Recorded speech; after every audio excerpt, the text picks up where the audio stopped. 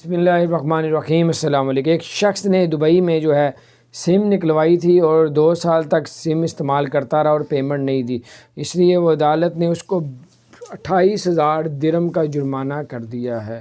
تو باہر یہ کچھ اور میں نے کہا آپ کو بتاتا چلوں، 2 سال تک سم استعمال کرتا رہا اور 2 سال تک اس نے سم کی پیمنٹ پے نہیں کی، اس لیے بنا پہ 28,000 درہم وہ عدالت نے اس کو جرمانہ کیا۔ تو میں نے کہا آپ کے ساتھ شیئر کرتا ہوں تاکہ آپ کو بھی پتہ چلے کیا صورتحال ہے۔ بڑے سخت قانون ہے ادھر، اللہ تعالیٰ خیر کرے۔